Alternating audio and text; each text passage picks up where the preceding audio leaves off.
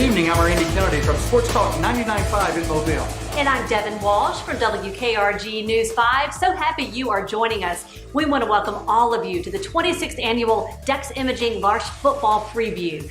Even though we couldn't get together in person like we have for the past 25 years, we were not going to let a year go by without having this college football event. It's great to have this event every year, and we're looking forward to a great college football season from South Alabama to Auburn to some great personalities all around the country you're going to hear from tonight. All right, let's begin with someone who is always entertaining, Chuck Oliver. He is the host of the Chuck Oliver Show on The Fan 680 in Atlanta. The show is syndicated daily on 48 stations throughout the South. Marty, Larsh, everybody down in Mobile, Chuck Oliver here from the Chuck Oliver Show, which you hear every single day, 11 to 1, WNSP.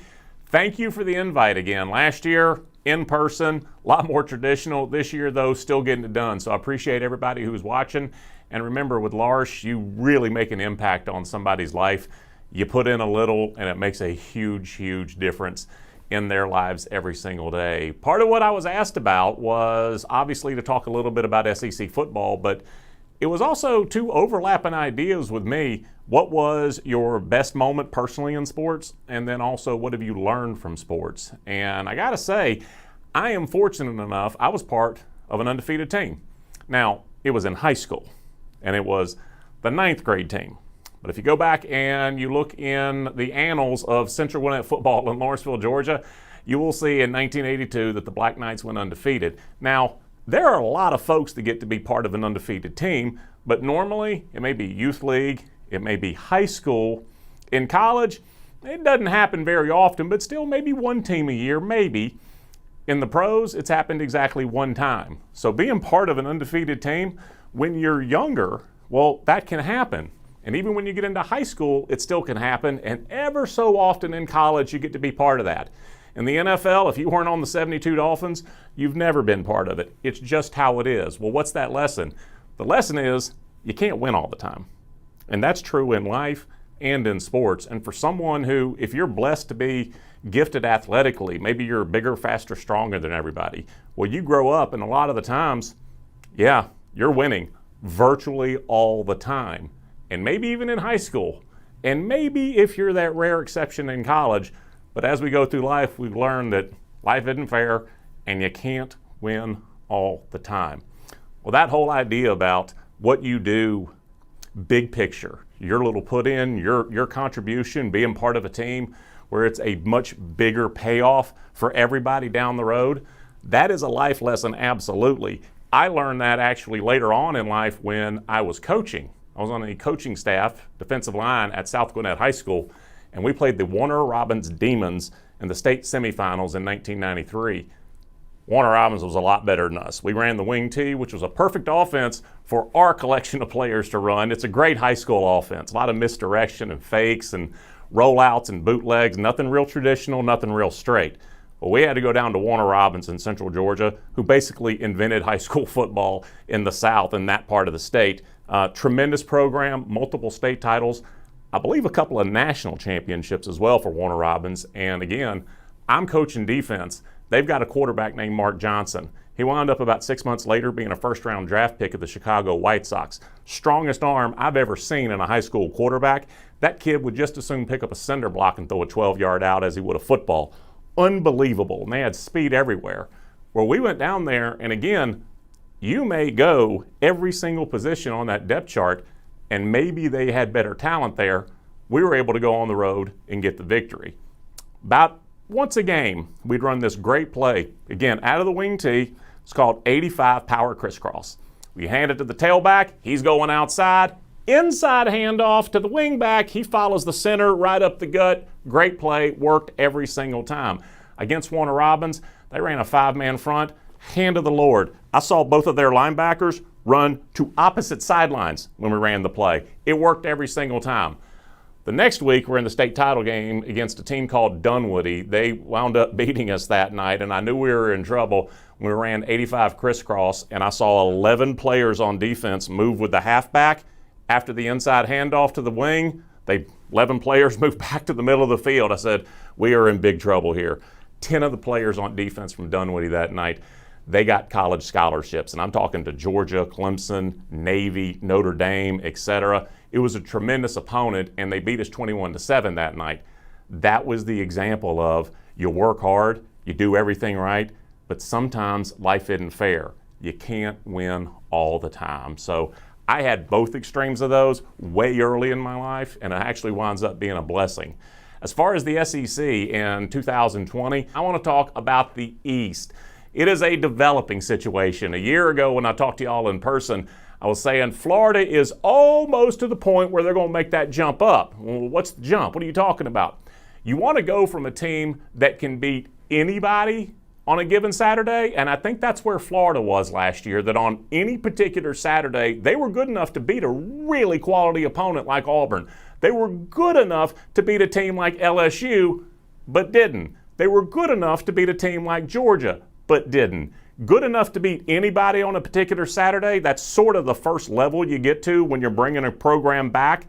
The next level is you're good enough to beat everybody. And that means you have enough depth, experience, talent, quality coaching, etc., that across a 12-game regular season, you're good enough to start plugging in some of those second teamers and third teamers later in the year to make sure that you can get through the season and win your division. That's where Florida is right now.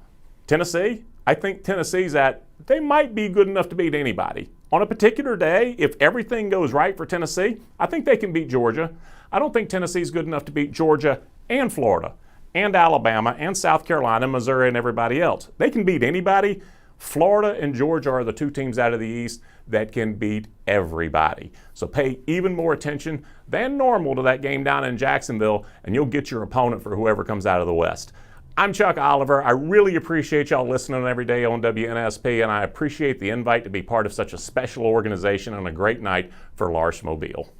Up next is Steve Campbell, the head coach from the University of South Alabama, the home team here for the event. Steve Campbell was a great player during his days at Troy State, an assistant coach, then he was a head coach, won a national championship at the junior college level. Now looking forward to a great year at Hancock Whitney Stadium. The opening of the stadium this year should be a great year at South Alabama. It's a beautiful stadium, no doubt. Let's hear from Coach Steve Campbell.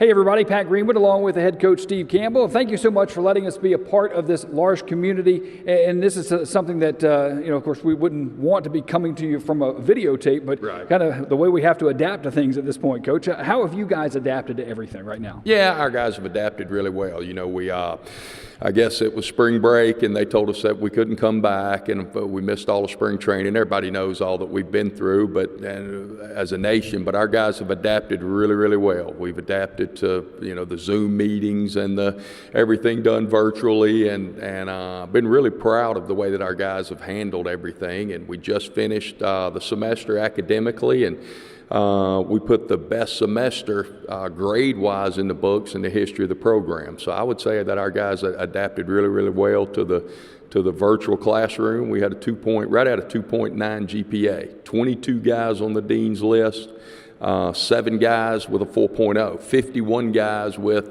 over a 3.0. So, we talked to our guys about controlling the things that we can control. We can't practice football as a team right now, but what we can focus on are academics, and the guys just put the best semester on record that we've ever had. So really proud of the way that they've adapted. And how much of a role does leadership play, not only for you guys, but for the players themselves, because they've got to be accountable for themselves. They've got to lead their other teammates in all of this craziness that's going on. Yeah, no doubt. Our core values here as a program are the things that right now will help us get through this pandemic that we're going through. The things that we talk about to our players are, number one, be unselfish. As a football player, be unselfish. 2, get better every day. And 3, do the little things right. And those are the things that have helped us over the years to win championships, but they're also the things right now going through the pandemic. Those are the things that'll help us come out of this. Be unselfish. Make sure that we practice all of the guidelines that we're given. That it's not so much about me getting sick; it's about passing it on to somebody that might be in a worse situation than we are as far as being able to handle the sickness. So be unselfish. Get better every day. There's so many things that we can get better at. Right now, we are getting to spend more time with the family. We have a chance to get in better physical condition so that we can handle, so that our immune system is stronger, and so that our hearts are stronger, our lungs are better. There's so many things we can do to get better, not only as a football player, but to help us through this thing called life. And then do the little things right. You know, there's a million little things, and they're fixing to be where we've got to wear masks. That's a little thing, but just like holding in football, or making sure I'm not in the neutral zone, or whatever it might. There's a million little things in football, just as there's a million little things with this. So, you know, the leadership that we've been talking to our guys about: be unselfish, get better every day, and do the little things that are asked of us to the best of our ability. And how important, of course, we want to do it safely, we want to do it the right way, but how important is it, in your estimation, to get football going again and to bring the sport back? Yeah, you know, we hear so much about the economic impact of football, and that, you know, as I make my living coaching football, and have since I finished playing, I've been in coaching, and I definitely understand the importance of the economic impact of football is tremendous. But the thing I don't want to get lost in all of this is the impact that football makes as far as teaching us all of the things that help us be successful as a society, and successful husbands, fathers, sons. You know, football teaches us toughness, resiliency, adaptability, work ethic. And all of those things are what we're going to need in this new world that we're going into. Yes, football is very, very important economically. We need it and all that. Yeah, we do. But we need the lessons that you learn from training for football, for practicing from football, to the toughness, the sacrifice, you know, because that's what we're doing. That's what we're all doing right now. And that you know, there's not an online class that teaches sacrifice that much, but football teaches all of those core values that help us be the husbands, fathers, and sons that we need to be. So football is ultimately important. Well, we'll talk about our football team coming up in a minute, but about a quarter of a mile behind where you stand right now, there's some stadium going up. People may have heard something about that, but let's talk about the progress of the stadium, what that means to the program, how excited you guys are to be in it. And we're going to roll some footage over this so people can actually see it. Well, great. Yeah, we're Hancock-Whitney Stadium, due to open September the 12th. We've got a home game against Grambling, 25,000 seat, state-of-the-art stadium with one of the largest jumbotrons in all of the Group of Five. So, you know, everything is first class, everything is state of the art. We're very excited about the new stadium. You know, being able to play our home games here on campus will be a tremendous boost for our program. It's already helped in recruiting. This past recruiting cycle, we signed 25 three-star guys, which is the most in school history and the most in the Sun Belt Conference. And you know, all the profile that has been lifted by building Hancock-Whitney Stadium here on campus has been tremendous for us. And let's talk about football itself. What are you most excited about as these guys get ready to come back? Yeah, I like what we've got coming back. We've got a quarterback that started the last 4 games, that wound up third in the conference in passing efficiency. We brought in a junior college All-American that won a national championship to compete with him at the quarterback spot. So we'll be a more experienced. I like what we've got coming back at quarterback. Offensive line, 4 of our 5 starters are returning. We'll playing a little musical chairs, moving the guy from tackle to guard, but we'll have an experienced group coming back there. Receiving core, Jalen Tolbert. I mean, there's a lot of people in the country that would love to have a guy that had scored 5 touchdowns in his last game. Now, one of them got called back, but he had four touchdown receptions that counted in his last time out. And then Kawan Baker, who I think's one of the most explosive guys in the conference. Jalen Wayne has a chance to burst onto the scene this year. We've got an experienced receiver core. Defensively, linebacker core, led by Riley Cole, outstanding football player that I think is ready to have an all-star year. Chris Henderson, ready to have an all-star year. Roy Yancey, Nick Mobley. We've got some really good linebacker core coming back. Defensive line, we're starting over a little bit, but we've got some guys that have had some experience, and we got some good ones out of the junior college ranks to come in and help. And then secondary, a couple of guys back. Keith Gallman, who's played solid for 2 years at safety. Devin Rocket at corner, and then you throw in Trey Young from McGill, who played a lot for us this past season. We've got some experience coming back on the back end. All of our kickers are back and our snappers are back. So we'll have a more experienced football team than what we fielded last year. Let's talk about what L'Arche means to you. You've gotten a chance to be part of this banquet before, and you've been part of that L'Arche community. Yeah, it's a tremendous deal. Would like to thank Marty O'Malley and his organization for allowing us to be a part of this. Something that we're really proud of, to be able to host that on our campus, and for him to ask us to do this segment. What they do for Mobile and the community is tremendous, and we can't thank them enough. Our next guest, you'll certainly recognize his face, Reese Davis. He's a sports journalist and anchor of ESPN's Sports Center. He's an alumnus of the University of Alabama. He has worked at ESPN for years and has hosted the channel's College Game Day Football Roadshow since 2015. He's definitely one of the best in the business. This is Reese Davis. Thank you for the invitation. I'm really happy to be with you guys tonight. This is an event that I'd hoped to be a part of a number of times over the years. My good friend Phil Savage has offered several invitations, and I'm really sorry that I haven't been able to accept any of them in person. Really happy to be part of this virtually tonight, and I hope that someday I can come down and we can all do this in a real world setting in the not too distant future. During this time, I hope and trust that all of you who are joining us tonight are healthy and safe. This has been a difficult time in our country for sure. But the one thing that you notice is the resilience of the human spirit and the kindness and empathy that people show to one another during this time. You've seen many examples, countless examples of people meeting others at their needs. And I can't think of a group that I'm familiar with that does this better than your group, L'Arche and Mobile. Meeting other people where they need it, doing things to improve their quality of life. I mean, as the mission statement itself says, celebrate the unique value of every person and recognize the need of one another. Isn't that what we're all called on to do? And I salute all of you who are involved in this great work, and thank you for being such a great example to the rest of us about how to have a positive impact on other people's lives. In my line of work, I get the opportunity to work with a great number of players and coaches, and inevitably, several times people will ask me, because of my connection with college football and college sports in general, did you play college sports? And when I get asked that, I have to look at them sheepishly and say, well, my talent ran out after high school. There are a great number of my high school teammates who would assure you that my talent ran out a long time before that. So I don't have any great war stories or any great successes on the field, but I do have a little taste of what it's like to be a coach.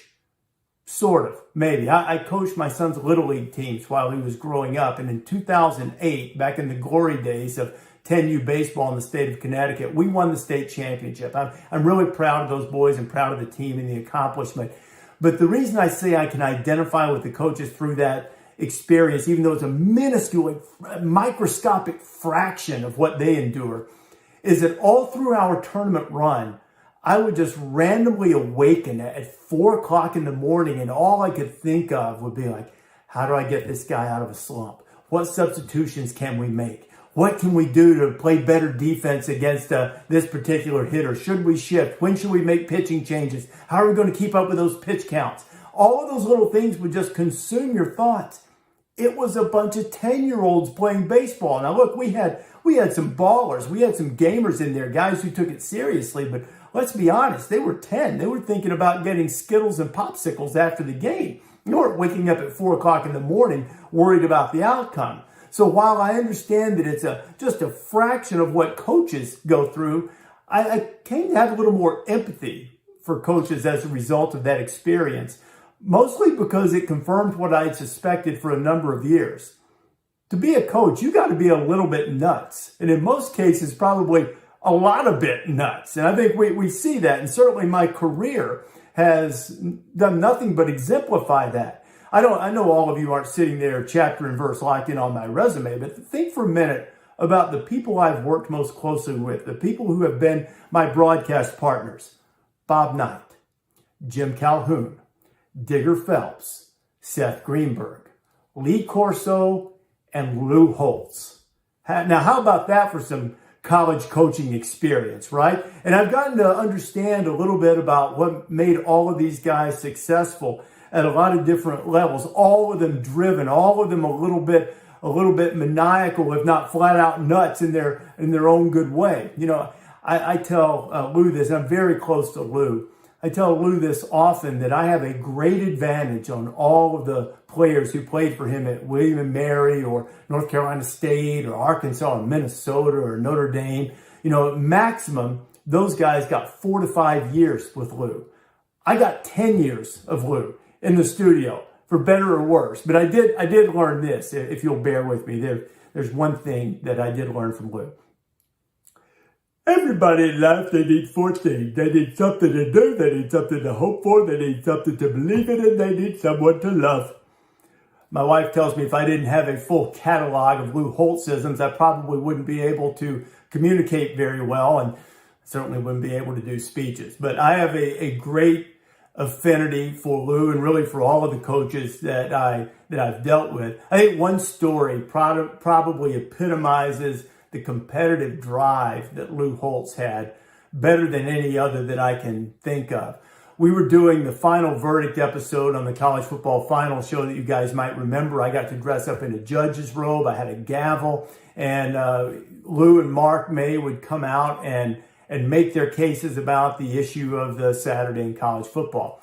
On this particular Saturday, Lou was making the case against it being time for a coach to move along, to be fired, resigned, whatever it might be. Mark was on the side that this particular coach, and I remember who it was, but I'm not going to say. It was Mac Brown. But anyway, they were making this argument. And as it comes out, now the judge was never, I was never on the take or anything like that, but you also wanted to try to keep it even as much as you could. And Lou had won the last 2 or 3 weeks in a row. And Mark was getting a little irritated because this was never scripted.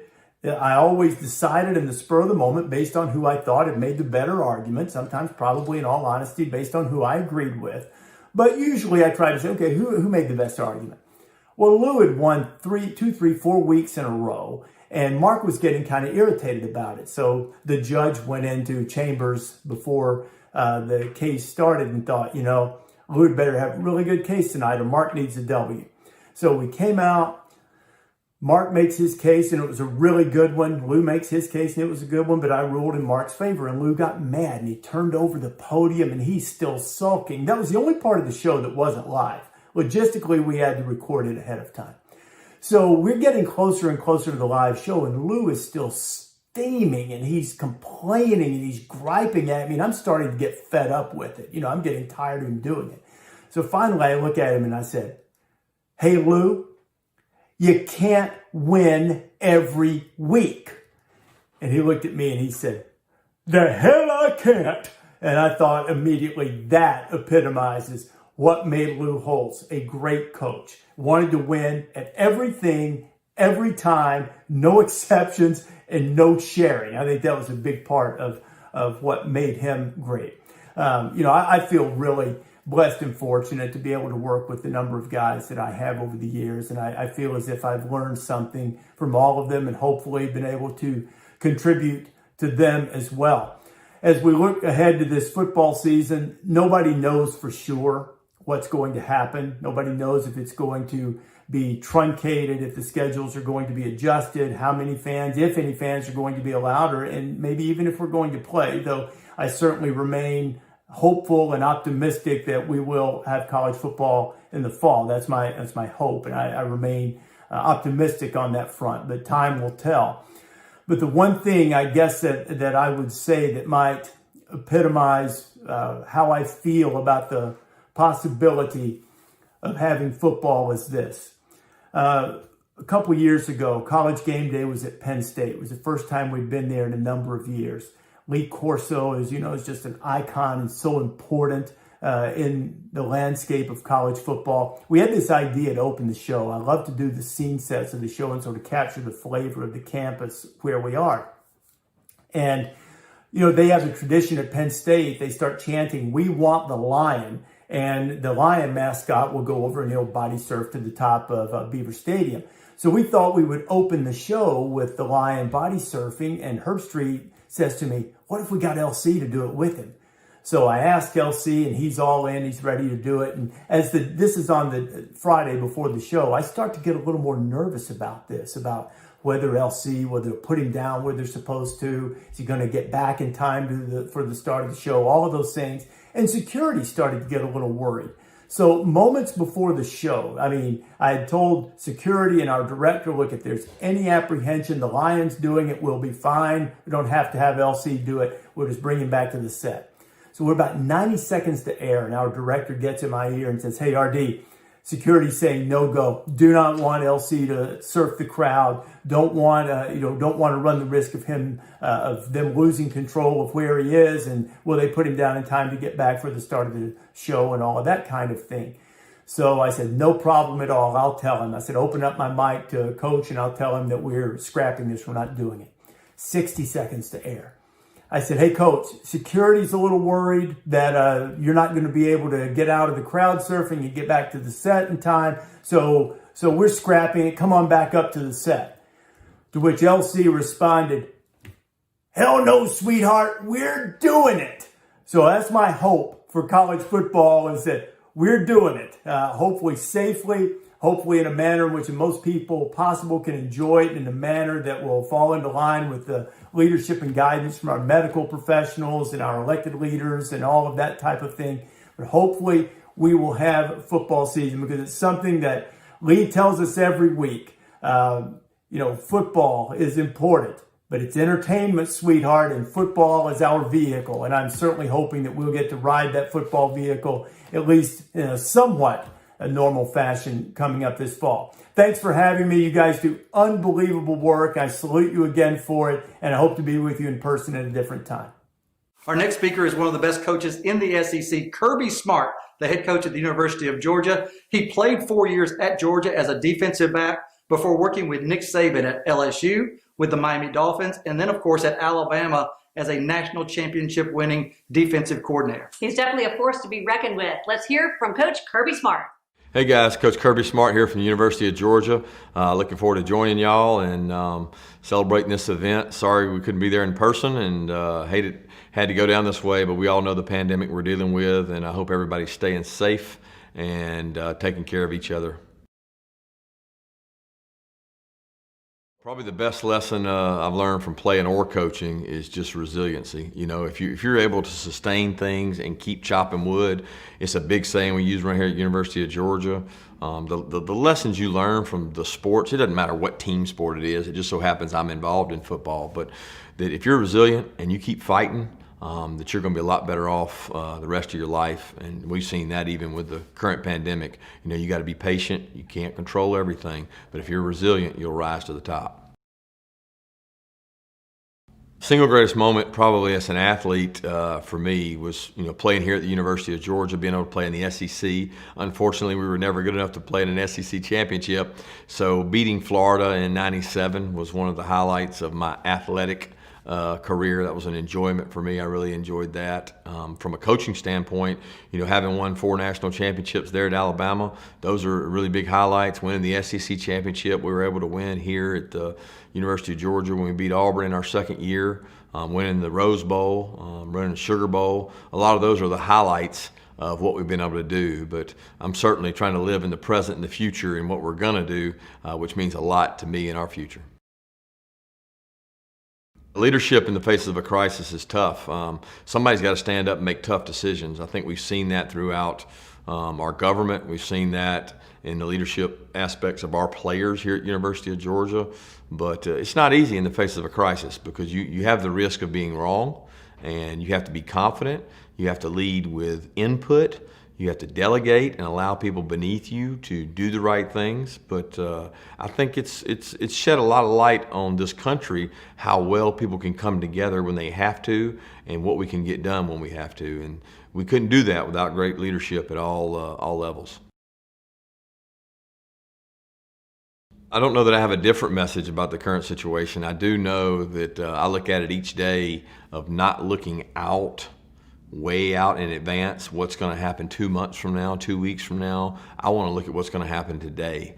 And if I focus on today and getting our staff and our players and our organization a little bit better, then when we come back from this, we can be that much further ahead of our opponent. And if we're focused on the end result, which is when are we going to play, what's the season going to be like, we're going to miss out on what we can do right now today.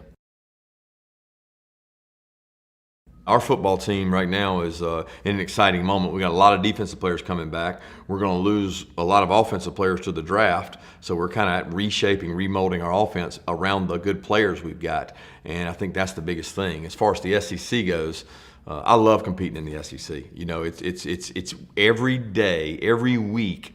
You got to be at your best.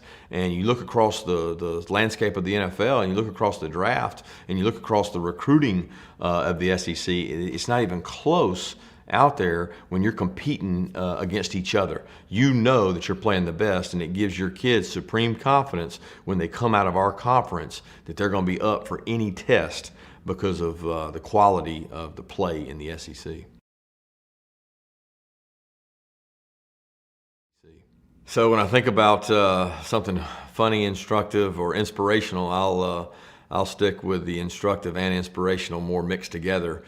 During this crazy quarantine time we've all been through, I think the common theme has been a lot of people are adding weight because they're not able to go out and work. You know, we've been sitting at home eating. Myself and some of the guys I played with here at UGA took it upon ourselves to have a little weight loss challenge. So that's been a great motivator for me. It's been an inspiration to me to think that if everybody else in the world is gaining a little bit and having a little extra, I'm cutting it. So for every pound I lose, I look at it as I'm separating 2 pounds because somebody else is gaining 1, and I'm just getting further and further apart. So during this time, I've been able to lose about 12 pounds competing with those guys. They've been an inspiration to me to change some habits and some diets. And I challenge all you guys to do the same. We can certainly live longer, healthier lives if we take care of our bodies. And what better time to do that than right now while we have the time to reflect on it. Well, I'd like to thank the Larch staff and what they mean to the community there in Mobile. For years, they've helped so many, and it's a great organization that I know from my time spent there in Tuscaloosa and my time recruiting Mobile, that's giving back to the community. And any opportunity you get to do that, we all should support that.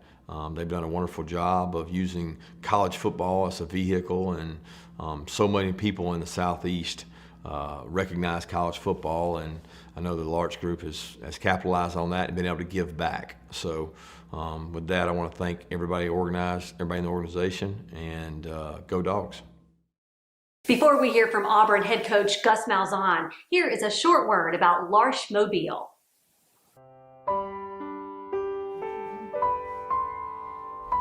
Community would not be community without the breaking of bread.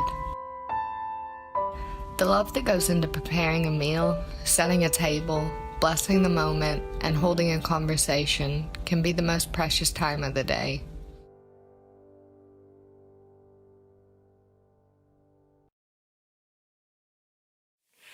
Gus Malzahn is the head coach of the Auburn Tigers. After working as offensive coordinator at Arkansas, Tulsa, and Auburn, he served for 1 year as the head coach at Arkansas State before becoming the head coach at Auburn in 2013. Looking forward to another big year on the Plains. This is Auburn's head coach, Gus Malzahn. The best lessons I've learned, either playing or coaching sports, is probably teamwork, working together as a team, sportsmanship. It's very important to me. But probably the biggest is just being a part of a team and having a role and having a dream of a team trying to accomplish a goal. One of the greatest moments, me as an athlete or a coach, is probably being a part of championship teams, and you have a goal that you start out with, the journey that you go through to get to that moment, and probably just the finality of it. When you look around the locker room and you got a chance to win a championship, and everything that went into it, and relying on each other, the teamwork, and just the sacrifice, and finding a way to get it done. There's just that just gives you a great feeling as a coach, especially when you can help kids reach their goals and dreams. Leadership in a time of crisis like now, I think we need more leadership now than ever before. And I think that whether it's the leadership here at Auburn or the SEC is just having a positive mindset and being prepared with the ups and downs. I think we've learned through this that things change, and you've got to be prepared for all different situations. You can't get too high or too low. You got to stay focused and just be ready to adjust. And I know at Auburn that's what we've done, and I'm really appreciative of our leadership here. The message that I would have for everyone is just really stay positive, and we'll get through this together. But that's really what I've tried to do. I've challenged our staff and our coaches to stay positive, and we're going to get through this, and there's going to be better days ahead. The team we got coming back this year, I'm very excited about it. Obviously we have our quarterback and Bo Nix coming back. I think that's very important. Our receivers are coming back, which is very good. And then defensively, we've got a lot of guys. Even though we lost some impact players, we got a lot of guys that played some big games. So very excited about this group. I'm very excited about our staff. Our coordinators with Chad Morris coming in. I'm very excited about Chad running our offense. We've got a lot of confidence in him. And Kevin Steele back for the fifth straight year gives us great stability. And then, of course, Larry Porter, our special teams coordinator, is back for his fourth year. So we have great stability in our coaching staff, and really looking forward to all working together. Yeah, we have 13 former Auburn football players on our staff. I just think that's very important. All programs talk about family. Here at Auburn, we truly are, and I just know that when I came back as the head coach, I just felt really strong that we needed former Auburn players, to coach and be in leadership roles. So we got 4 of our 10 are former players, and like I said, 13 overall that has been there and done that, and great examples for our players. Inspirational message. I think, I try to look at everything from a positive standpoint. Even though this is tough times, I've really challenged our staff and our coaches that make sure that we're better when we get through this on the other end. And what I mean by that is better people, better leaders, better coaches, and just have appreciation for what we have. And I think if we'll all do that, we'll come out on a positive side once this is all said and done. Well, just real appreciative of the organization. I've got a chance to speak at this event a few times, and just really appreciate the leadership, what it stands for, the impact that you make is just a real special cause. Brent Dearman is the offensive coordinator at the University of Kansas and a hometown boy from right here in Mobile before playing quarterback at Bethel College. He coached at Viger and BC Rain, and now he's at Kansas as the offensive coordinator for Les Miles. All right, let's hear from Coach Brent Dearman. Hey, you guys. I'm Coach Brent Dearman. I'm the offensive coordinator at the University of Kansas. I was born and raised in the Mobile area. I played high school football at Viger High School. I also spent 5 years as a high school math teacher and coach in the Mobile area after my playing career. I'm the son of a football coach as well, Coach Roger Dearman, who spent 42 years coaching in the Mobile area at BC Rain, MGM, Viger, Davidson, Moss Point, Mississippi, and George County, Mississippi. So because of this, I know all about the great works that this program does for the city of Mobile and the surrounding area. Since I was born into a football family, football has been a part of my life since birth. Football taught me how to compete, but more importantly, football taught me how to work with others on a daily basis to complete a task. Football never saw religion, skin tone, or background. Those 11 men on the field together formed a brotherhood, a bond that could not be broken. 1 Corinthians 9 says, "Do you know that in a race, all runners run in order to win the prize?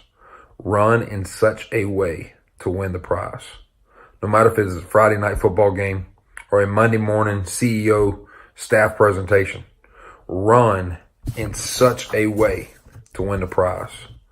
My greatest moment in football was when I was the head coach at Bethel University, my alma mater. In the spring, we had 32 players give a profession of faith to the Lord in a team meeting. A week later, 13 of those got baptized on the field in horse troughs. I've always reminded myself that the Lord isn't going to ask me how many games I won, but instead what I did with what he gave me.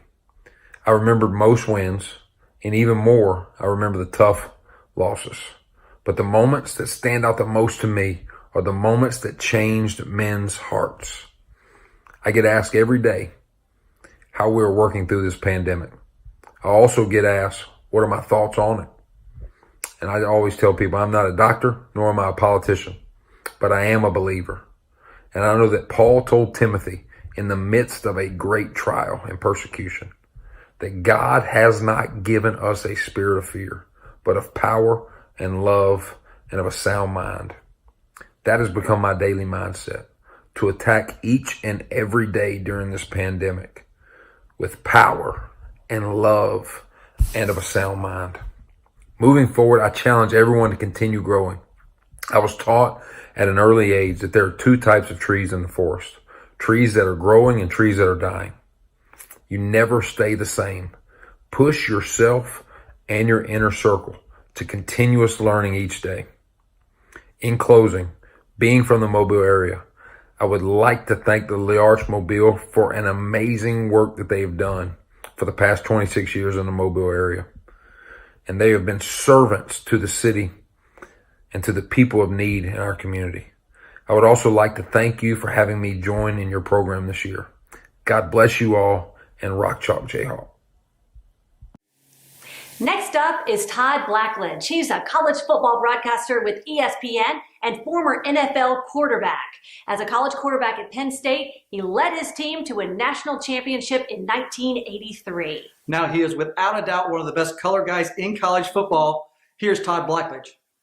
Hi, I'm Todd Blackledge, a college football analyst for ESPN, and I've been asked to answer a few questions for the annual football dinner. Let's start with the most obvious one, the one that people ask me all the time right now. What do I think is going to happen with college football this fall? I don't have any more inside information or knowledge than maybe any of you. I'm very hopeful. I'm hoping that we will have a season, and my gut feeling is that we will play, and I will be working in the fall. Obviously, safety is going to be the main priority for the players and coaches and staffs and people that would be coming to the game, working at the games, working at the university. So that's going to be first and foremost. But I do have a sense in my gut that we'll play. Now, whether it looks the same or is a little bit different, that's yet to be determined. You know, is it going to start on time? Are all conferences and schools going to start at the same time? Will they play only conference games or a full schedule? Nobody knows the answers to those things. Will there be full crowds, half crowds, no crowds? I don't know, but I do think they'll play, and I'm hopeful that I'll be working in the fall. I've been around sports my whole life.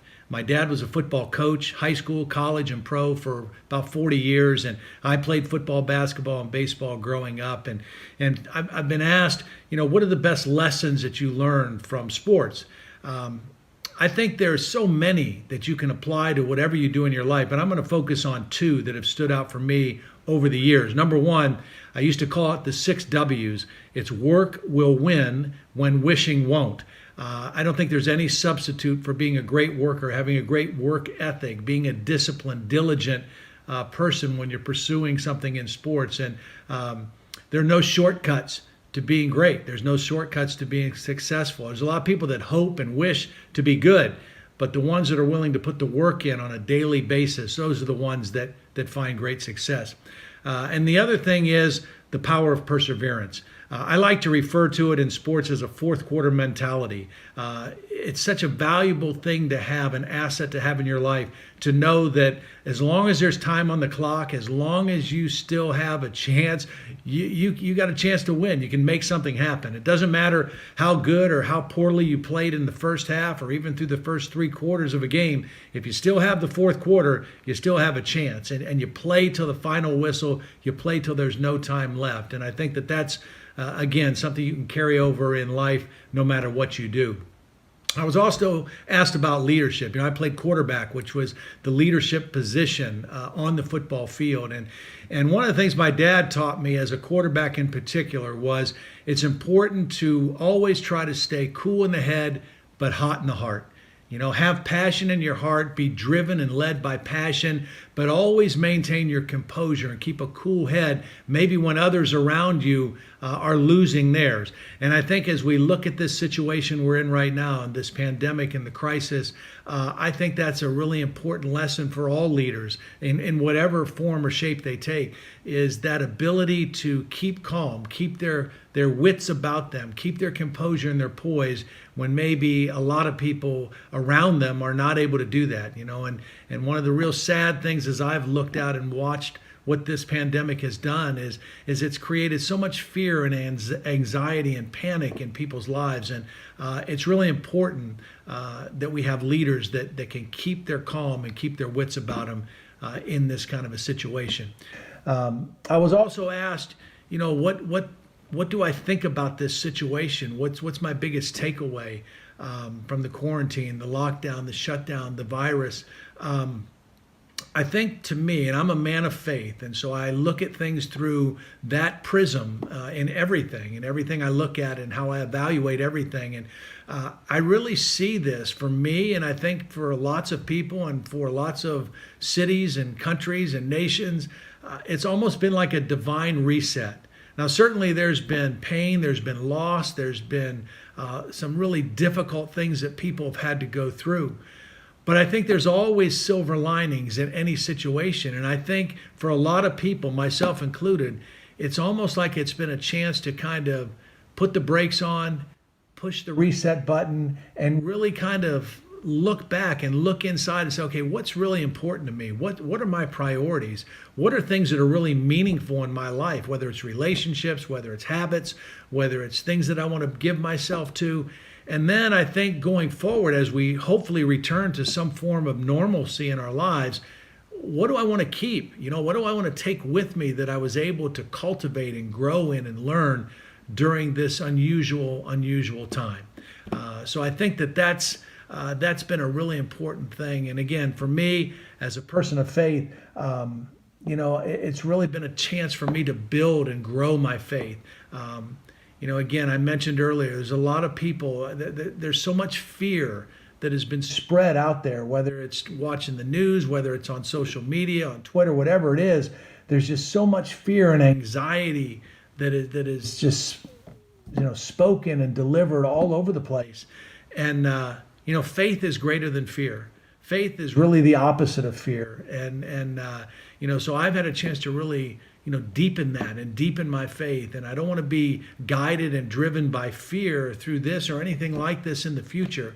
I want to stand on the promises of God, on the goodness of God, and have my faith as my anchor for the rest of my life. So, again, it's my privilege, and I thank you for the opportunity to share some thoughts with you. I hope that you'll be watching and listening to Sean McDonough and Holly Rowe and myself in the fall as we call college football.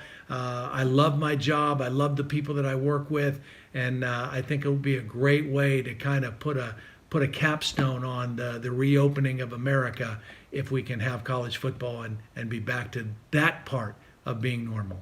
God bless you. Our next speaker is Ivan Maisel. He doesn't need much introduction, a Mobile native. Everybody knows Ivan does a great job for ESPN. He's covered football for the Dallas Morning News, Newsday, Sports Illustrated, and before he moved to ESPN in 2002. He's covered it all. Let's hear from Ivan Maisel. The best lesson I've learned covering sports is simple. Show up. Take responsibility. Go to practices. Go to games. Do your interviews. Be sure that the voice of the people in your stories fairly represents who they are and what they believe and what they tell you. If you do that, you can't go wrong.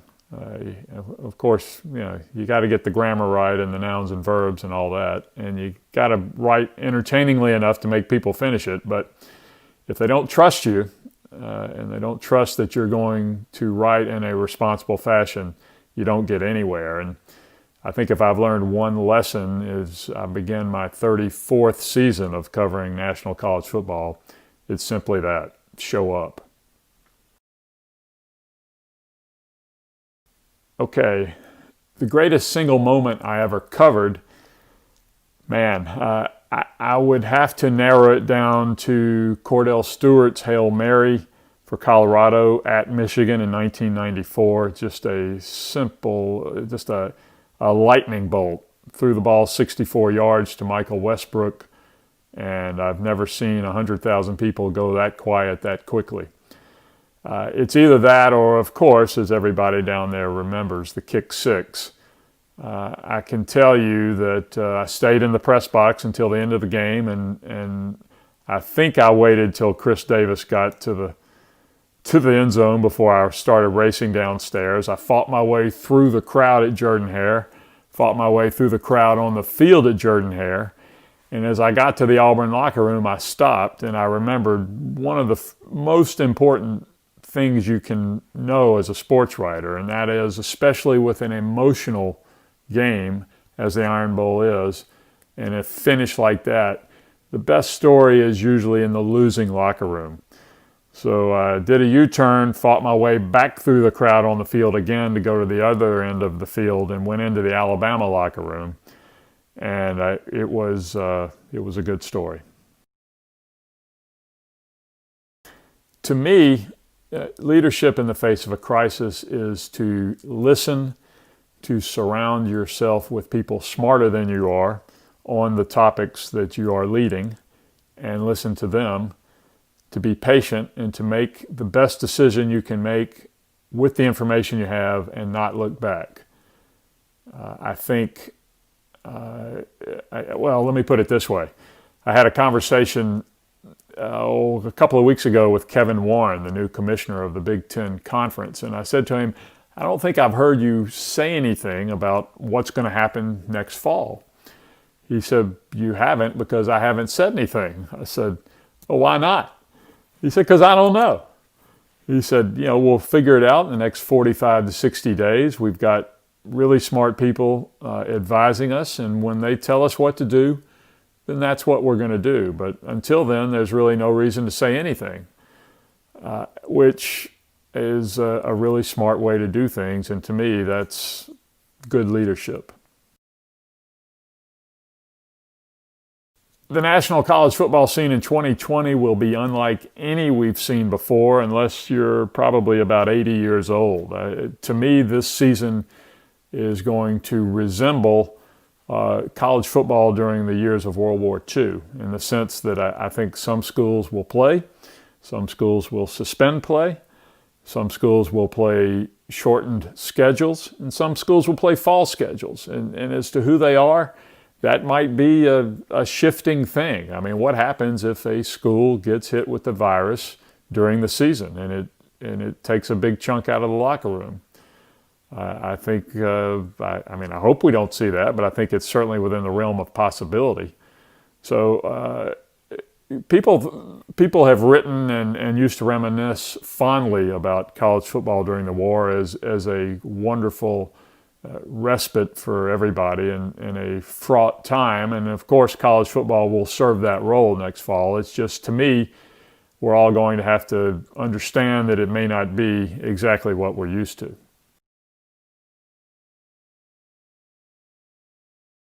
I first spoke at a large dinner nearly 20 years ago. I don't even know how many I've been to. It's an honor to be asked.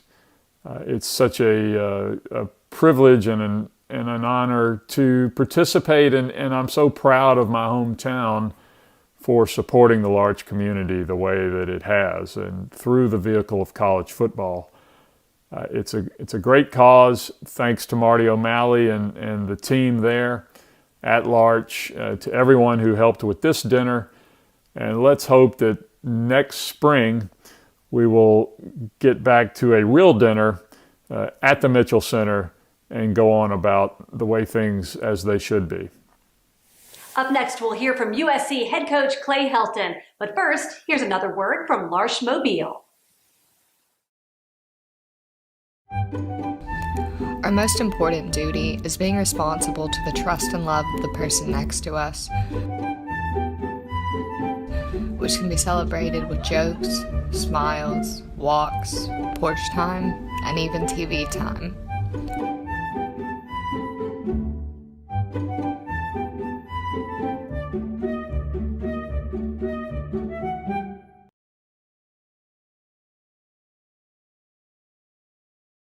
Clay Helton is the head coach at the University of Southern California, USC. After playing football at Auburn and Houston, he went on to a coaching career that's included stints at Duke, Houston, and Memphis. Now he's the head coach at USC, scheduled to start the season against Alabama. This is USC head coach Clay Helton. For me, the best lesson that I've learned is to making sure that you establish trust in the relationship, whether that's player to player, player to coach, or coach to coach. There's a couple ways to establish that trust in my mind. The first one is trust cannot be had unless another individual trusts your character.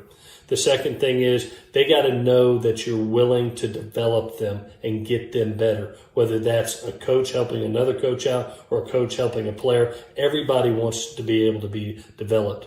The third thing is they've got to trust that you genuinely care about them, that it's not just about the X's and O's, but we care about you as a person.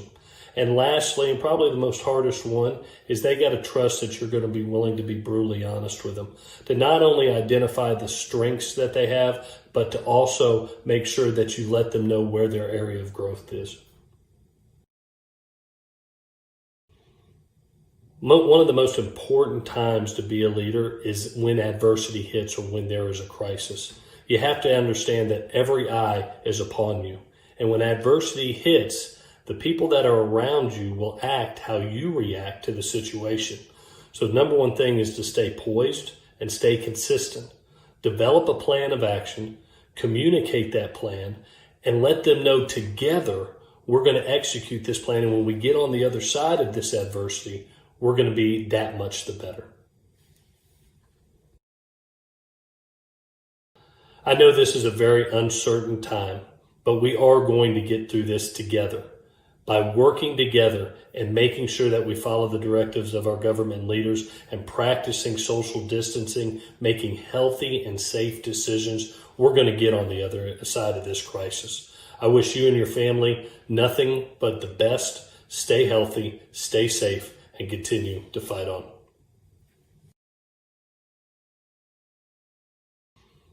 Coaching is about education. The opportunity to take a young man at 18 years old, and when he leaves you at 21 years old, he is ready for the professional world. Whether that's in the game of football or off the field, he's ready to take his next step. And to be able to put our last stamp on that young man as college coaches, that's the greatest gift.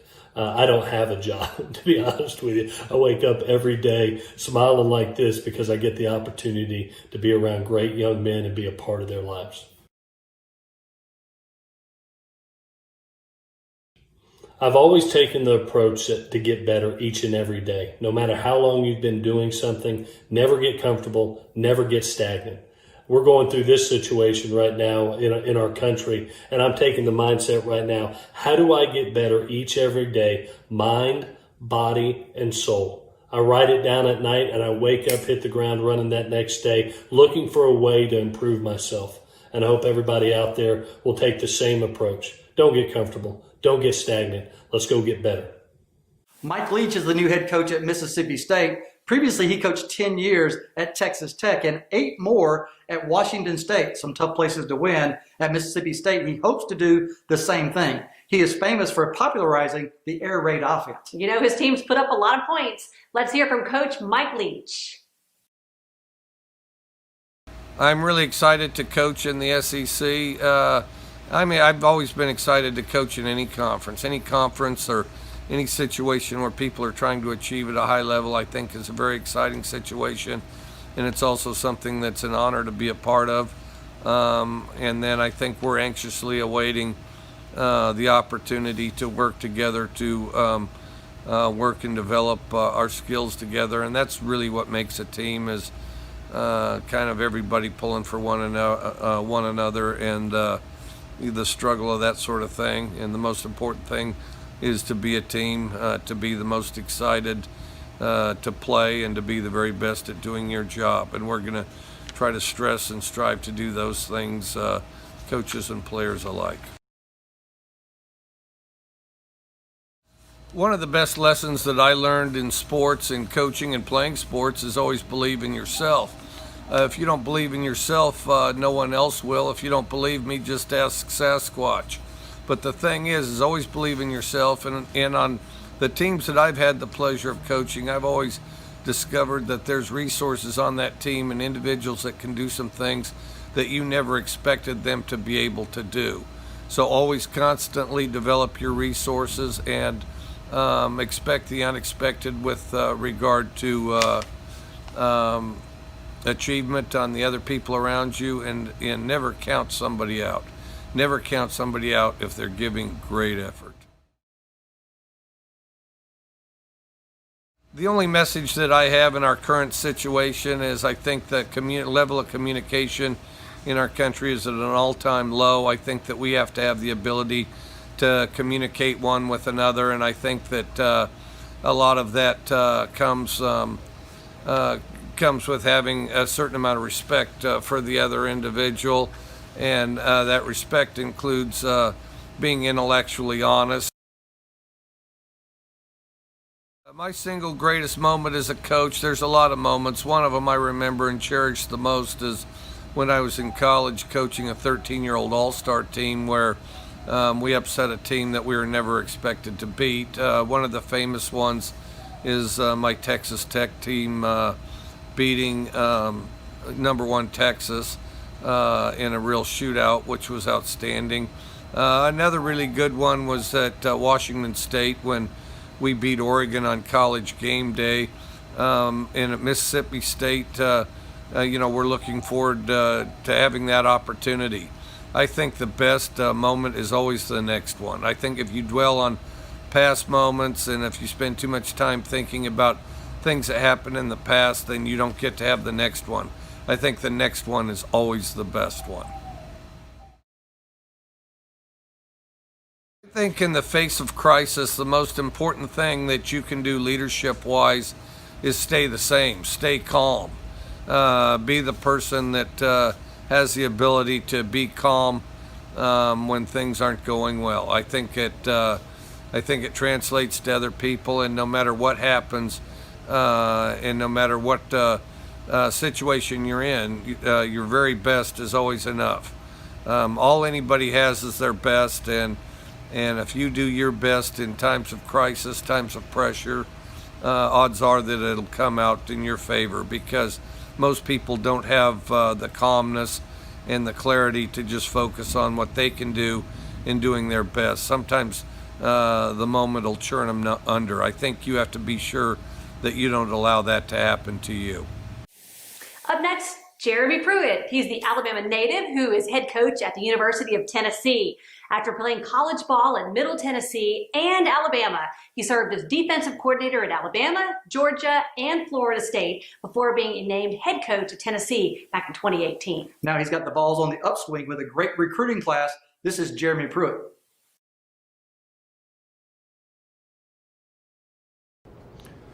You know, as a coach, to me, there's nothing better than putting a plan together, working with your fellow coaching staff, and spending the time to figure out the best way to do something, spending the entire week putting the plan together for your players, practicing it, doing it over and over and over, and then watching them execute it on a Saturday.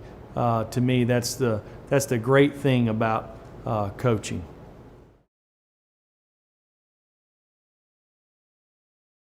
I've been very fortunate to have a lot of great moments over the last 25 years as a player and coach.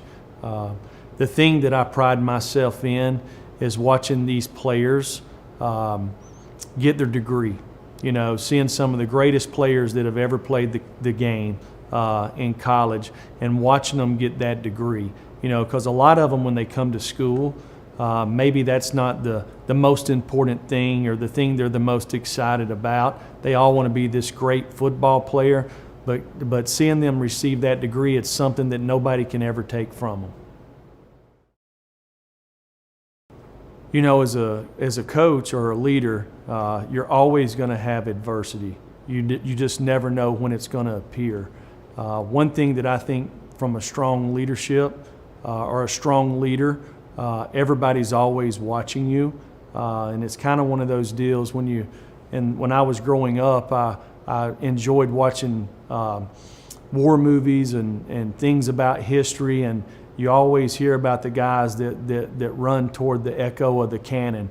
I think that's something about a leader that you have to do. You have to attack adversity, you have to attack crisis, and you have to own it. And the best way to do it is to look in the mirror and see how you can fix yourself, and everybody else will follow. We're approaching our third season here at the University of Tennessee, and we are very excited. We ended the last year winning 7 out of our last 8 games. We had a great off season, got a chance to practice 2 times. Our kids are excited. We have lots of returning football players, and we're looking forward to this opportunity, playing against the best teams in the country, in the SEC, with a lot of returning players. So there's lots of excitement at Tennessee right now.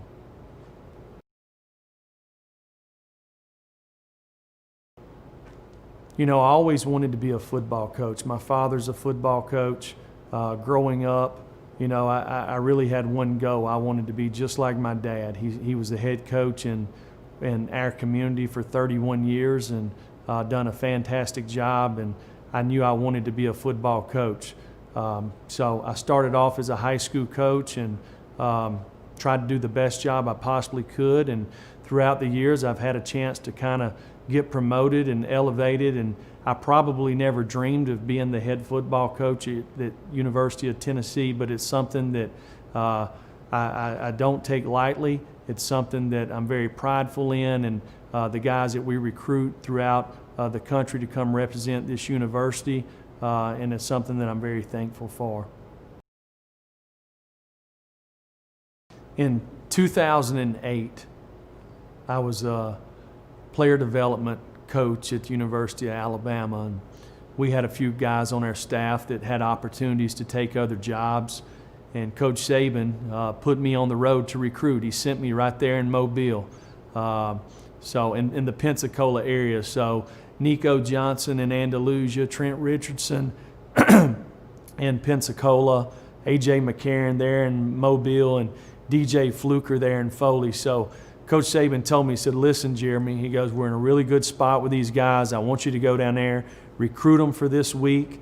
At the end of the week, I'm going to send Coach Pendry and Coach McElwain down to do a home visit with a couple of these guys. I just want you to report to me every night what's going on. So I go down there, and I'm feeling like I'm doing a great job. I'm calling Coach Saban every night, and he's asking me all these questions about A.J. McCarron. He goes, there's a lot of talk about, Tennessee coming down and Lane Kiffin visiting A.J. McCarron. He goes, is there any truth to that? And I'm like, nah, Coach. I sit outside his house every night. I watch. Nobody's coming in.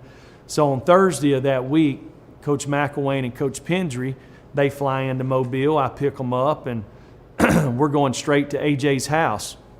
We pull up there into AJ's house, and I had the right address, and the make of the vehicles were all the same that were there. And we knock on the door and knock several times, and this little old lady comes to the door and kind of shocks me there. And I'm thinking, this must be AJ's grandmother. And I said, is AJ here? And she said, who? I said, AJ McCarron. She said, no, baby, he lives 4 houses down that way. So right then, I had a lot of anxiety, thinking, oh my goodness, I've been watching the wrong house for a week. And Jim McElwain looked at me and said, great job, Pruitt. Up next is Dave Aranda. He's been at the Larsh Banquet before as defensive coordinator at LSU. Now he's the head coach at Baylor University.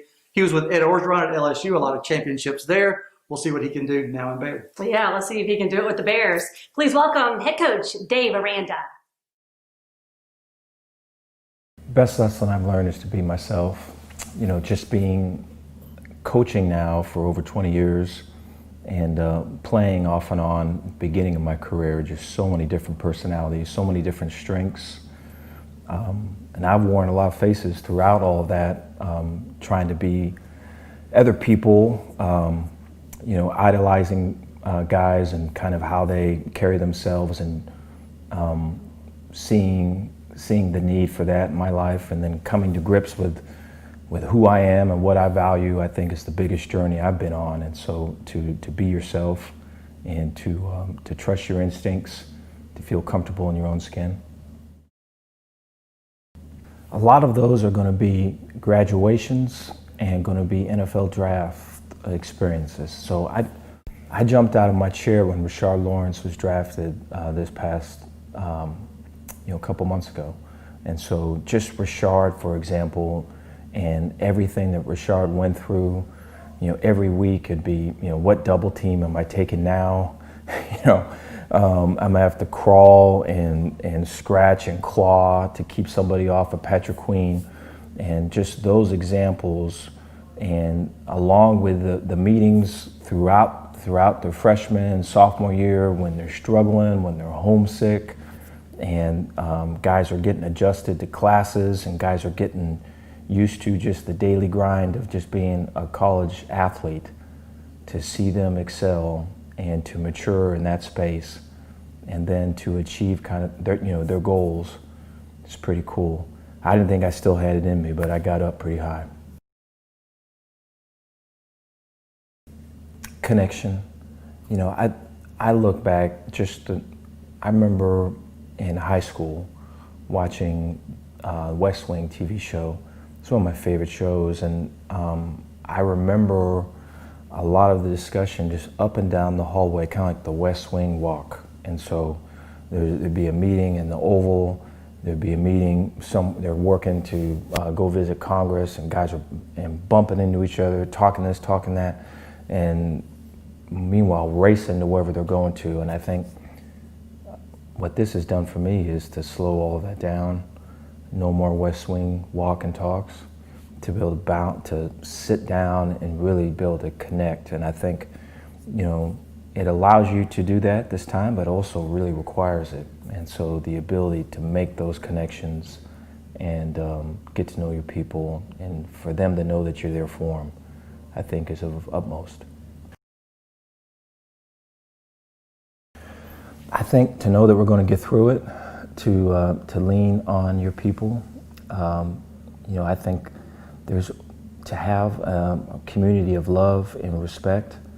I think I know that's there for you. We build it here and we value it here. And it was hard for me for a lot of years to build it, to trust people and to open up to people. I would always keep stuff in, and that always became an issue when that stuff would kind of blow up. And so to be able to communicate, and when you need help, talk to people and lean on people, I would reach out. When I think of the Big 12, I think of just great coaches, whether it's Coach Miles, Coach Patterson, Coach Gundy, knowing Coach Riley, knowing Coach Herman, knowing Coach Wells. And so just to be in that environment, in that space with those guys is humbling for me. I also think of offenses. I think that defenses have kind of made a push these last 2 years or so. We'd like to be able to continue to make that push here at Baylor. I really feel comfortable with our offensive direction, with the people that we've got coming back, and then the leadership that we've got with Coach Fedora and his staff. I think defensively, we've got a lot of young talent. We've got to be able to get some experience in terms of the day-to-day grind of playing and what it takes to get that done in our league. But I feel good about our team. I think we've got a chip on our shoulder, and we've got some playmakers on both sides of the ball. So excited to get to it. Well, I wanted to say thank you for having me. You know, when I think of Large Mobile, I think of servant leadership. I think, you know, as a football coach and as a head coach now, that is the main driver in our program, is looking to help others, and just so proud and blessed to be a part of this. And I hope to continue my association with Large Mobile throughout. Before we hear from our next guest, Mobile native and current New York Jets analyst Phil Savage, here's a short message from Larsh Mobile. We actively greet each moment in person with a recognition of gratitude. We go to God in prayer, and then remember to give time for the grace that comes of it.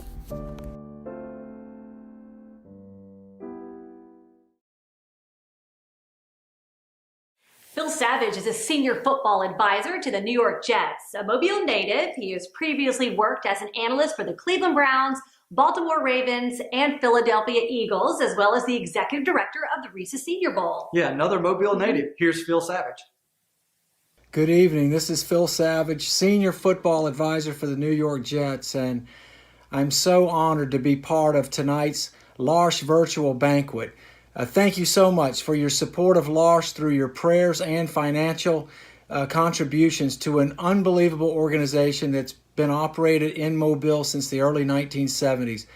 Marty O'Malley and his staff do an incredible job with the people at Larsh, and it's because of people like yourself that they've been able to have so much success through the years. Now, one of the questions we were asked for tonight is, what's the greatest lesson that we've learned in sports? And I would say that, you know, probably just to never give up. I can remember coming out of Murphy High School here in Mobile. I had one chance to go play college football. That was at Sewanee, the University of the South. And when I came out of Sewanee, I wanted to go into coaching.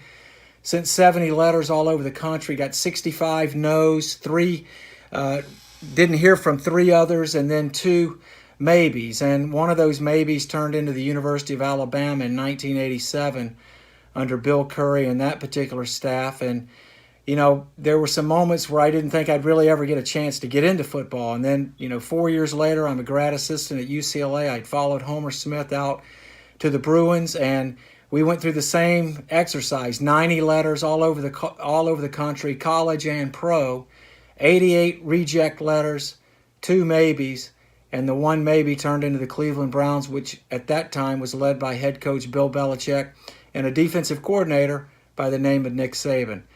So that was true 30 plus years ago, and it was true just a year ago when, after I left the Senior Bowl in May of 2018, I joined something called the Alliance of American Football, the AAF, as the GM of the Arizona Hotshots. And of course, if some of you know, the league imploded after only 8 games last April. I found myself back home without a job and wondering really what the next step would be. Reached out to 10 different NFL teams that I thought I had somewhat of a connection to. They got back in touch with me right after the draft, and it was a no-go. And on May 14th, I walked into the room where my wife was and said, you know, I think we better get our heads around the idea that I may not have a real job this next fall. And she said, no, something really big's going to happen. I just feel like something big is going to happen. And the very next day, May the 15th, the New York Jets fired their general manager, and the person who elevated to the top of the list as the top candidate was a guy named Joe Douglas, who had been one of our scouting assistants at the Ravens back in the early 2000s. And Joe and I had maintained a relationship over the years. And sure enough, he gets the GM position with the Jets. He offers me a position with them. And here we are 10 months later, and I'm as happy as I've ever been. And, you know, there have been some dark days through the years of 30 plus years of football. But what I've really been taught is just to never give up. And, you know, I'm a Christian, I'm a believer, And I believe that the Lord does order our steps, and He gives us different assignments. Sometimes it's in a straight line. Other times you have to go way over there to end up over here. And sometimes you start here to go way over there. And just every time I've gotten to that brink of giving up, something great, something incredible has happened in my career. And I couldn't be more thankful to have this opportunity with the Jets right now. On their staff. We feel like we had a really good draft. And, you know, since most of you are from the Mobile area, incidentally, we drafted LaMichael Pirine, the running back from Theodore High School who went to Florida. We picked him in the 4th round. We feel like he's going to be a good contributor for our team. And then we also signed Bryce Huff from the University of Memphis. He played at St. Paul's here in Mobile as an undrafted free agent. So we have those 2 guys. And, of course, C.J. Mosley is part of our team as well, another guy with Mobile area connections. So whoever your favorite team is, if it's the New Orleans Saints or someone else, put the Jets as your number 2 team in the NFL for next year. As far as the greatest moment I've experienced in my career, I think that it really ties to my family.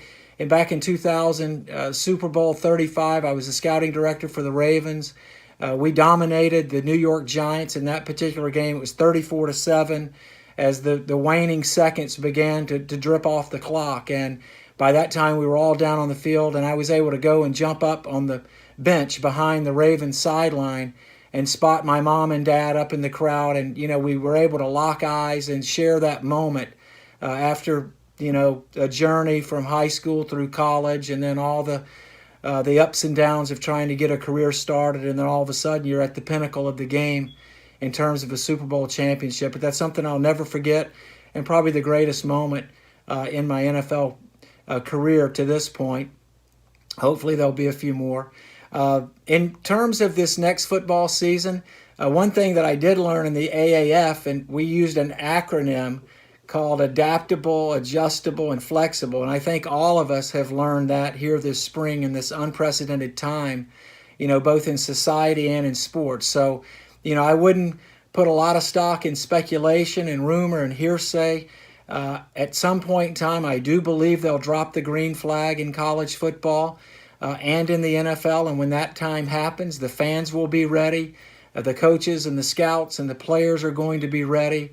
But I do feel like with the colleges open up June 1 for workouts, and then the NFL releasing the schedule, and then the idea of some facilities beginning to open up in June as well, that there's a good chance that we'll be back out there this fall. So with all of that said, be aware, be smart, be safe. God bless you, and God bless the Larsh organization. Thank you so much. Up next is Dr. Kevin Elko, a sports psychologist and motivational speaker. He's a guy that will definitely get you fired up to do any kind of event, football or otherwise. He's noted for working with Nick Saban at LSU, Alabama, and the Miami Dolphins, as well as several NFL teams. All right, let's get inspired with Dr. Kevin Elko. Hello, this is Dr. Kevin Elko. I call myself the head coach of the Crimson Tide, not as in Nick Saban head coach, as in head coach. And I want to talk to you guys today about attitude and happy and fulfillment. We're talking these days so much about don't let your body get infected, which you shouldn't. You need to be careful. We're not talking that much about don't let your thoughts get infected. That we're not spending enough time on that. Did you know your attitude and your thoughts infect others or affect others? You have to make a choice. I'd rather my thoughts affect, positively influence, than infect, bring people down. It is one or the other. And I want to make a decision, because if I am in a good place, I'm in a happier place, wouldn't that be a blessing for all the people around you? This man comes home and wife is in a beautiful black suit, luggage all around her. He said, what's going on? She goes, I'm leaving you. He said, this is all of a sudden. She said, I can't take it anymore. He said, there's someone else? She said, there just has to be. Learn to enjoy your life, because you either infect or affect. The This guy goes to the doctor says to the gentleman, says, you're in bad shape. You know, you've got a year to live. He said, Doc, anything I can do is give all your money to charity, move to a backwood shack, and marry the first one you can find who has 9 kids. He said, well, save me? The doctor says, nope, it'll be the longest year of your life. Do you know why people are unhappy? Because they let outside things drive them, not something inside. Let me explain what I mean. There's a researcher, Julian Rotter. He said 78% of the people in the world allow, that's right, you're letting it, something outside of you decide what you think or what you feel. Eleanor Roosevelt said it best, nobody makes you a fool without your own consent. Nobody makes you anything. It had to have some kind of a landing place on you if somebody said something nasty. You say, I just don't accept that. I don't accept that. That's not who I am. See, watch what we do. You're driving down the street, you accidentally cut somebody off. They wind down the window and say to you, go be fruitful and multiply with yourself. You know, most people wind down their window then and say, me, you go be fruitful, multiply with yourself. They turned you into them, and that's why people are miserable. They don't have inside things driving them. So what should drive me? USA Hockey was picked to win the gold medal in the Olympics in Japan. This is in Nick Saban's book. He stole it from me. Sorry, Coach, I had to tell on you. USA Hockey was picked to win the gold medal in the Olympics in Japan. They did not. The Czech Republic won it. Captain was a guy named Jaromír Jágr. He wears number 68 when he plays because 1968 was the year of the Russian occupation of Czechoslovakia. They beat everybody. They beat Canada in the gold medal game before Russia. The referee walked in and said, ice time. This guy stood up and said, I waited my whole life for today. I dedicate this to my grandfather and anyone who lost their life during the occupation. It was over. I have a book out right now called Believing is Seeing. Coach Saban wrote the first chapter called The Language of Winning. I have a story in there about Wilma Rudolph. Wilma Rudolph had scarlet fever when she was 4 years old and become paralyzed. The doctor says, you'll never walk again. Expert said, you'll never walk again. Her mother said, yes, you will. At 7 years old, she took off the brace and started to walk. At 13, she said to her mother, I want to run a race. The doctor said, you can't run a race. Something wrong with you? The expert said, you can't run that race. Her mother said, yes, you will. She ran that race and got last place. She won 3 gold medals in the 1960 Olympics. The doctors and the experts said, what? That would never happen. They asked her, how did you do this? She said, well, the doctor and experts said I'd never walk again. My mother said I would. I decided to believe my mother. Like my book, Believing is Seeing, I'm going to show everybody I have faith. I'm not going to let outside things drive me. And here's what should drive all of us. One of my favorite stories. Tornadoes turned us around at the Crimson Tide. They came through town. Tore homes apart. We have a couple phrases we use. One is, so what, now what? One of our players, Carson Tinker, was holding his fiancée in a closet, tore the house apart, threw him 200 feet. She died, broke his body up. So what, now what? He led us building homes. Carson did. Received the Maxwell Award for what they did helping other people. Carson gave him a great line when he accepted the Maxwell Award. He said, we have a phrase we use in Tuscaloosa. I'm not looking for blessings to come into my life. I'm looking to be a blessing in somebody's life. That's what this charity is about. Can I go be a blessing in somebody's life? Let my children see it. So when I'm gone, they'll remember that. Let my employees see that, so they'll carry that on. And we don't play for 60 minutes in Alabama. We play for 1. That 1 minute after that game where you say, did I give everything I've got? Or didn't I? And when you didn't give everything you got, that 1 minute can be hell. When you're walking through somebody else's celebration. But if you did, that 1 minute can be heaven.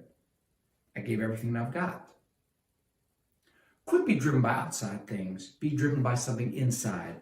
My 68, and the best 68 I know is, can I go be a blessing to others? That's what we're trying to do here today. And here's why. How do you want to be remembered? Ask every Crimson Tide class that. This doctor just went out every day taking care of others. That's all he did. never took any money, took care of the poor. And he lived above a bar. And there was stairways that went around the bar. And there was a sign down on the ground that said, "Doctor is upstairs." He didn't have any money. Finally, he died. And all the people got together, put money together to bury him. They got $4,000 to bury him. But they didn't have any money for his tombstone. So they just took that sign and put it on his tombstone. And as his tombstone said, "Doctor's upstairs." Let's go be a blessing and keep paying attention to it. This is how I like to be remembered. This is Dr. Kevin Elko. Thank you for having me, and roll Tide. Up next, Coach Willie Slater. He has been a head football coach at Tuskegee University since 2006. And under his leadership, the Tuskegee Golden Tigers have won 5 historically Black college and university national titles. Here is Willie Slater from Tuskegee University. I think my first lesson came after my senior year in high school, and I decided that I was going to go to the University of West Alabama.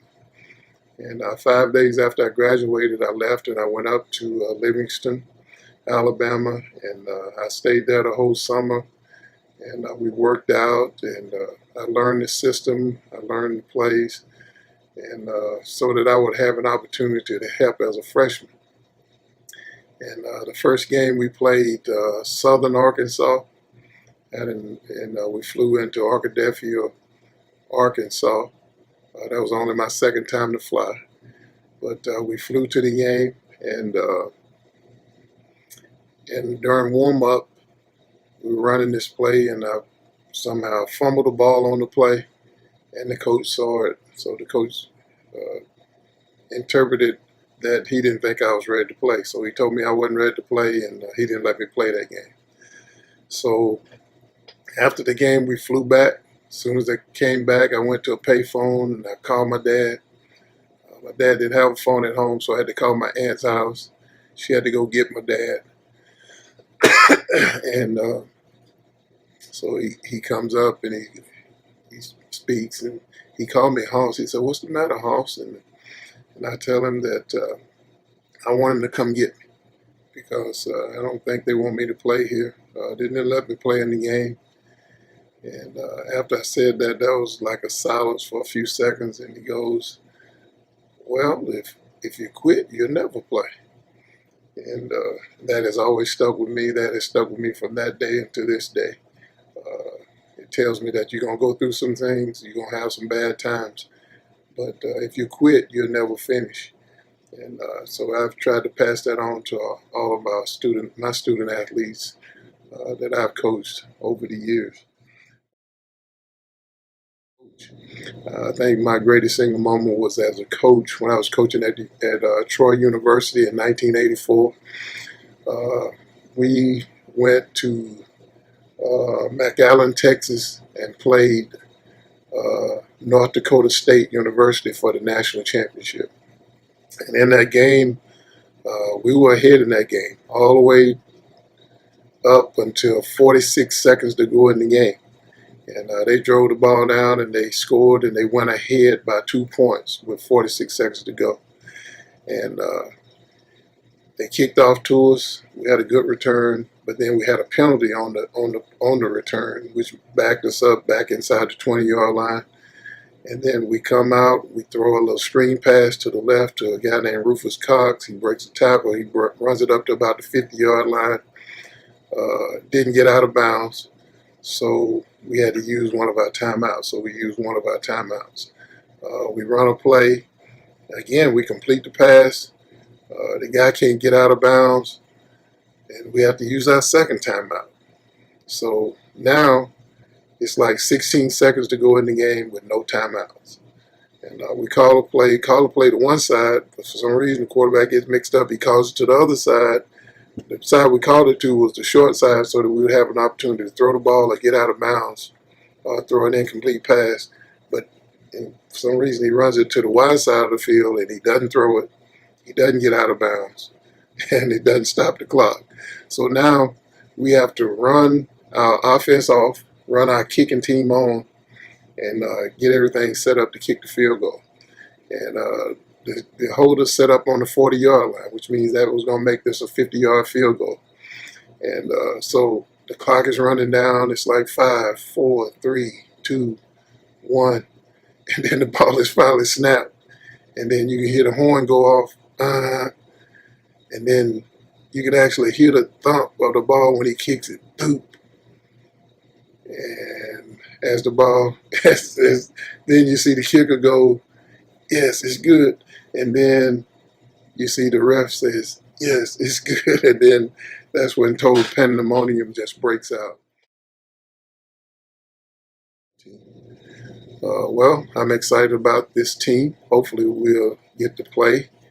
But up until spring break, and our spring break was early the first week in March, guys were having a great spring. We were having a great off-season program, and our guys were doing well. Guys were doing well in the classroom. And I just hope that they are continuing to do well on this online stuff. And hopefully we'll have all those guys that were doing so well back in the fall. If we can have all those guys, a majority of those guys back in the fall, I think we have a chance to have a really good program. But we're excited about Tuskegee football, and we're excited about being successful in Tuskegee football. And but again, I want to thank Large Mobile for this opportunity, Mr. O'Malley and other constituents. But we're excited about what's happening, and thank you. Our last guest speaker this evening really needs no introduction. The head coach at the University of Alabama. He is a multiple-time national champion, 6 times at Alabama and LSU combined. Also the coach of the Miami Dolphins, one of the best coaches in the history of college football. We're talking about Coach Nick Saban. I think the best lesson that I learned coaching and playing sports is basically the character of competition. You know, and there's a lot of things that go into that. You know, you learn work ethic, you learn perseverance, how to work with other people, how to overcome adversity, pride in performance, trying to be the best you can be at whatever it is you do. Because in competition, you're actually faced off against someone else. So all these things to me are the same kinds of things that help you to be successful in life. And I think that's probably the thing that I learned early on in competition. You know, it's really hard to point out just one thing that was my greatest moment as an athlete or a coach.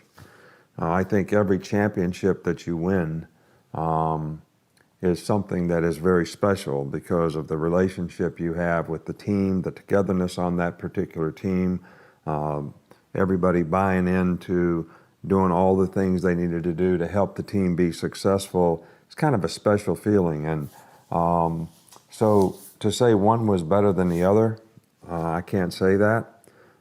Even when we won the state championship in high school, you know, that was just as good as all the rest.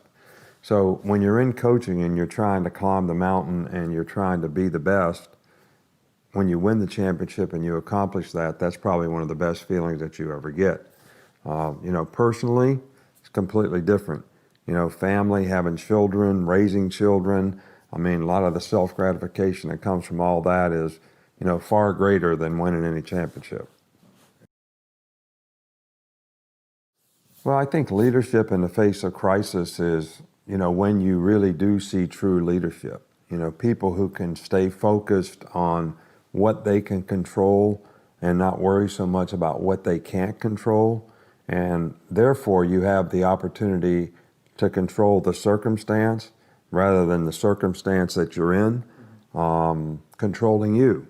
And I think that if you can do that, calm in the midst of chaos is what I always say, and set a good example for other people, be somebody that they can emulate, understand what they're going through and the uncertainty that it may create, and try to help them for their benefit. You still need to serve other people, you know, even in crisis. And sometimes you say, well, there's nothing I can do. Sometimes your presence is just as important that you care than anything that you really might be able to do to fix whatever the problem is. Well, I think first of all, what we're going through right now with this pandemic is the number one concern anybody has is the health and safety of people everywhere. And I think obviously if you follow the health guidelines that have been sort of established by, our government and our communities, it's the best opportunity to slow the spread of this, whether it's washing your hands, social distancing, staying at home whenever possible. I think we have to do this together, and everybody's got to do their part. And I think once maybe we're not taxing the healthcare system so dramatically, maybe we can start to get back to normal.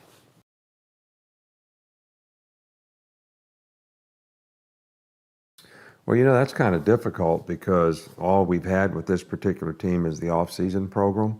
Some of the things that I really liked about this team so far is, we had the best attention to detail, the most discipline, guys going to class, on and off the field, whether it was guys going to class, fewer points, guys doing a good job in the off-season program and not having a lot of issues and problems. But because we didn't have spring practice, it's really hard to evaluate the progress, especially of the younger players who are less experienced, who benefit the most from spring practice. And hopefully if we can get back to some kind of summer program, we'll be able to systematically implement something that will help the development so these guys will be a little more ready for fall camp.